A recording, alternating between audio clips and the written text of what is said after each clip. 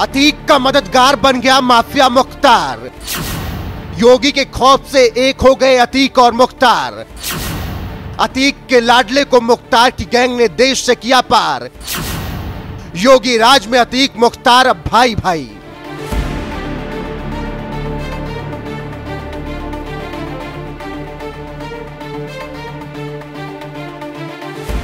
कहते हैं दुश्मन का दुश्मन दोस्त होता है, और जब बात वजूद पर आ जाए तो फिर हर एक दुश्मनी भुलाकर एक होना जरूरी हो जाता है। ये बात हम इसलिए कह रहे हैं क्योंकि यूपी में इस वक्त एक माफिया के वजूद पर बनाई है, क्योंकि उसने जुर्रत की है सूबे के मुखिया योगी आदित्यनाथ को चुनौती देने की। जी हां, हम बात कर रहे हैं जेल में बंद माफिया डॉन अतीक अहमद की, जो कि अब मुख्तार का भाई बन गया है, क्योंकि बाबा के बुलडोजर और यूपी पुलिस की गोली का डर उसमें समा गया है।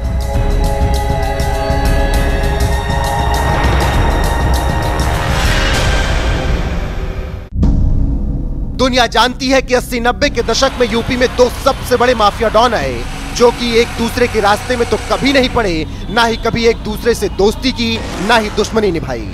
एक डॉन तत्कालीन इलाहाबाद से निकला जिसका नाम अतीक अहमद है, तो दूसरा डॉन मऊ से आया जिसका नाम मुख्तार अंसारी है।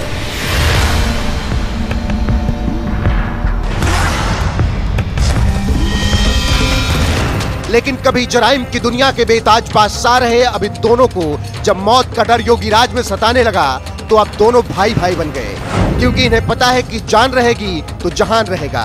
वो बात अलग है कि सीएम योगी की सौगंध है कि इन सबको मिट्टी में मिला दिया जाएगा।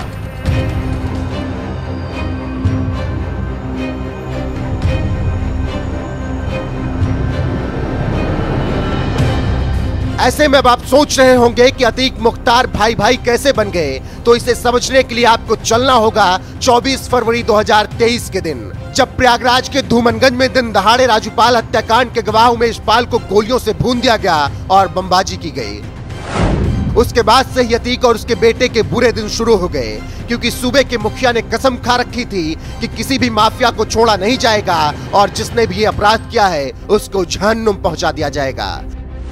ऐसे में उमेश पाल हत्याकांड में शामिल अतीक के बेटे असद की तलाश यूपी पुलिस तेजी से कर रही है, ताकि उसका काम तमाम किया जा सके। लेकिन असद ना जाने किस बिल में छुप गया है कि वो मिल ही नहीं रहा है। खबर है कि असद और उसके 4 साथी हत्याकांड को अंजाम देने के बाद देश छोड़ नेपाल निकल गए हैं, और इन सब को भगाने में मदद की है मुख्तार अंसारी की गैंग ने। जी हां, इंटेलिजेंस को सुराग लगा है कि इन इनामी बदमाशों के लिए मुख्तार की गैंग ने रास्ता क्लियर किया और प्रयागराज से निकालकर इन्हें प्रतापगढ़, रायबरेली, बस्ती, बहराइच के रास्ते नेपाल पहुंचा दिया। वहीं इन सब पर 2.5 लाख के इनाम घोषित कर यूपी पुलिस ने भी संकेत दे दिए हैं कि ये सभी आरोपी उनकी पहुंच से दूर हैं, इसीलिए इन्हें पकड़ाने में मदद की जाए। ऐसे में अब यूपी पुलिस के लिए अतीक की गैंग के साथ ही मुख्तार की गैंग का भी सफाया करने का जिम्मा आ गया है।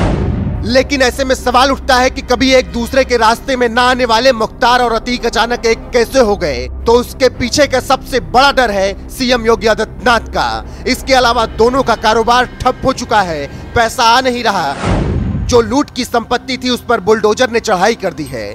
इसीलिए इस बुरे वक्त में दोनों की मुस्लिम बिरादरी काम आ गई, जिसकी वजह से इन्हें एक होना पड़ा। वहीं उमेश पाल हत्याकांड के बाद जिस तरह से योगी की पुलिस ताबड़तोड़ कार्रवाई कर रही है, उसने मुख्तार और अतीक को अंदर तक हिला कर रख दिया है।